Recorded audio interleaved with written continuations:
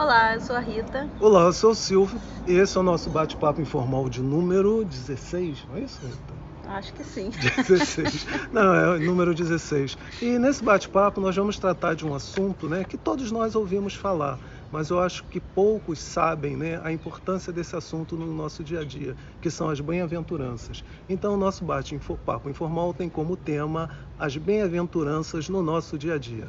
Pois é, e a gente fala isso, né, no nosso dia a dia, porque quando nós lemos o Evangelho, a Bíblia, muitos falam, né, não consigo entender nada daquilo, então fica uma coisa assim muito distante, né? E não é para ser distante. Aqueles ensinamentos são ensinamentos que nós temos que colocar no nosso dia a dia. Por isso que a gente está trazendo essas bem-aventuranças de uma forma assim bem prática, né? Até porque tem que ser em 10 minutos. Rita, diz pra gente, onde é que essas bem-aventuranças estão no Evangelho? Então, elas constam em Mateus, capítulo 5. Vocês podem encontrar lá, né, elas escritas, né, com todas as letras, mas nós vamos falar aqui em poucas palavras o que significa, porque na verdade as bem-aventuranças, elas têm assim um significado muito comum, né, e a meu ver, no meu entender, são, na verdade, um conjunto de virtudes, de qualidades que todo homem deve ter. Então, para nos tornarmos um homem integral, ou seja, um homem completo, né, nós temos que ter todas essas virtudes já assimiladas. Então nós podemos dizer que as bem-aventuranças foram sintetizadas para nós por Jesus. Sim, inclusive ele foi o melhor modelo, né? Discurso no Sermão da Montanha, é isso? Sim, isso mesmo, foi no Sermão da Montanha, ele falou sobre as bem-aventuranças e ele foi, assim, o melhor modelo até hoje visto, né, na Terra, em termos de expressar todos esses atributos, né, todas essas virtudes. E tem uma coisa interessante também, você sabe o que é a Cruz de Malta? Eu sei, é o símbolo do Vasco. Não, nada disso. Também, né? Também eles usam a cruz de Malta, não sei se com o mesmo significado.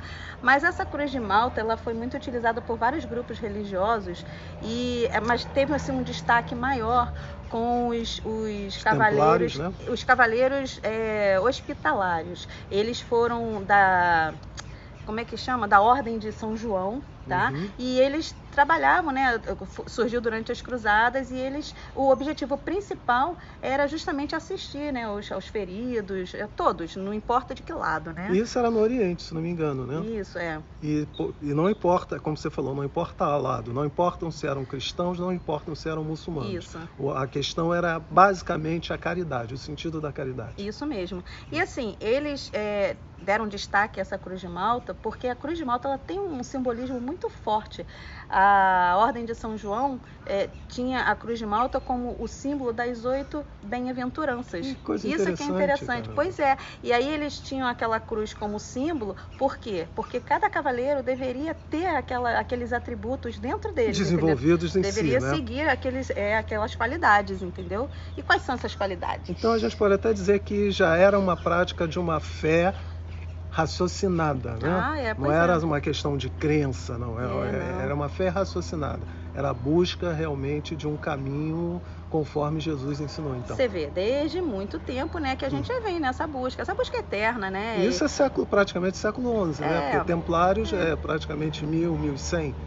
Mas esses ensinamentos que Jesus trouxe também são ensinamentos que sempre bem existiram, anteriores, né? Porque a coisa vai só, né, alterando de acordo com o tempo, né? E nós vamos, né, nos evoluindo de acordo com o tempo também e assimilando cada vez mais essas virtudes em nós. Então vamos falar um pouquinho rapidinho sobre essas virtudes? Então, a Cruz de Malta, ela apresenta as seguintes virtudes: a verdade, tá? Viver na verdade, a fé, tá? O que mais? A resistência, a humildade, o amor à justiça, ser misericordioso, a misericórdia e a sinceridade. Aí, como é que a gente faz? Eu tava... uma também, suportar, né? A resistência, né, que eu falei. Então, assim, a gente fez meio que uma analogia, né, com as bem-aventuranças e essas virtudes que são pela Cruz de Malta. Simbolizadas pela Cruz de Malta, A verdade, né, viver na verdade, nós entendemos como sendo os bem-aventurados os pacificadores, não é? Os pacificadores, quem são os pacificadores, né? Eles são os mansos ativos.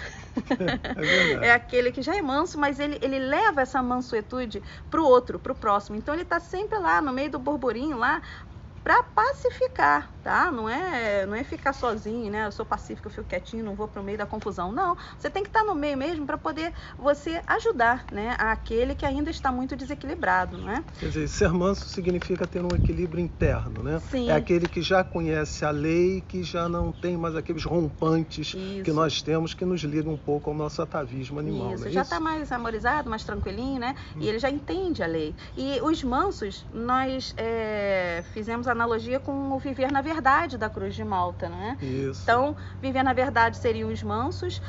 A fé, a gente poderia falar sobre os pacificadores, né? Que tem essa fé, essa convicção, né? A fé, pra gente, é fidelidade às leis de Deus. Então, essa convicção, ele leva para o outro.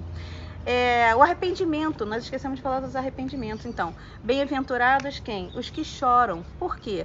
Chora porque já percebeu que aquela dor veio para ensinar alguma coisa. Então, ele se arrepende dos erros que já cometeu. Então, bem-aventurados os que choram são aqueles que se arrependem dos seus erros, não é? Ou seja, já tem consciência da lei, né? Isso. E por isso se arrepende. Entende o porquê que está acontecendo aquilo, porque é uma questão de um efeito, uma causa, né? Então é ação e reação, né? Então existe uma reação a cada ação que a gente pratica. A humildade, a gente poderia associar aos bem-aventurados os pobres pelo espírito, como diz o Roden, né? Ou, como hoje a gente vê muito aí, os humildes ou os simples. Aqueles que já conseguiram, né? Se desvencilhar dos bens materiais, né? Que nós precisamos, nós temos que viver com os bens materiais, com a matéria, mas a gente não pode deixar que a matéria tome conta da gente. Então, ela é necessária, mas temos que saber diferenciar, né? A matéria... Fazer uso com equilíbrio, né? Isso, matéria com e equilíbrio. espírito. Isso, matéria e espírito. A gente tem que saber, né, separar essas coisas e não se entregar totalmente à matéria. A gente precisa dela, mas tem que ter um limite. E a justiça, né? Quanto ao amor à justiça, podemos falar sobre os que têm fome de sede de justiça. São aqueles que já conhecem a lei de Deus e, por conhecerem a lei de Deus, não podem, digamos, aceitar passivamente, né, a situação que o homem coloca ao planeta, a vida, né, o respeito ao outro. Né? Então é seguir a lei. Isso. É um comportamento reto, uma vez que você conhece a lei. Sim. O próximo, ser misericordioso, né? A misericórdia. Esse bem-aventurados os misericordiosos, aqueles que já têm a misericórdia do ver, ouvir e do falar. Quando a gente atingir essa misericórdia, a gente conseguir ver, ouvir e falar com misericórdia, né, em relação ao outro, já estamos assim bem avançadinhos, já estaremos bem avançadinhos, né? A outra seria a sinceridade. A sinceridade a gente associou aos puros de coração, bem-aventurados os puros de coração, não é? Aqueles que não usam máscaras, né? Eles são sinceros, são honestos consigo mesmo. São cheios de amor, a gente pode dizer, né? Também, Para ser puro de coração, você tem que ser cheio de amor. Que já está né? com a lei, né? Já bem definidinho. Então, a lei é amor, né? Amor puro. E a última seria a resistência. No caso, ligamos aqui a Os que são perseguidos pela justiça. Os perseguidos, né? Que são aqueles que já têm a sua convicção e eles sabem que estão indo de encontro, né, à multidão, mas eles continuam indo, não importa o que aconteça, né? Porque eles têm aquilo dentro deles e muito firme, né? Com muita convicção. Então, são aqueles que já têm a lei já assimilada e por isso não temem a nada, né? Então, encara essa resistência, né, ao homem comum, porque todos esses que já assimilaram, né, essas bem-aventuranças, na verdade, esses homens já são diferentes da grande maioria. E aí essa diferença causa às vezes uma estranheza, né, e acaba causando um transtorno às vezes, né, para quem as tem. Mas quem está firme ali no propósito não teme a nada, né? Sim. Certo? Então, gente, vocês podem novamente ver as bem-aventuranças em Mateus e também nós pegamos o livro do Adolfo Marcos. Qual foi o livro que a gente pegou? O Evangelho e a Lei de Deus também fala, ele né, descreve todo o Evangelho e dá algumas explicações bem elucidativas, vale a pena, tá? Ou seja, o objetivo desse vídeo, gente, é que a gente coloque as bem-aventuranças no nosso dia a dia, que nada mais é do que um caminho crístico, uma ideia de nos levar a Deus, não é isso? Pois é. Então, curtam o nosso vídeo, visitem a nossa página, repassem para os seus amigos, né? Deem o seu like. Ou o seu dislike. E tenham uma excelente semana. Foi um grande prazer. Tomara que vocês gostem do trabalho. Apliquem os atributos no dia a dia. Beijo.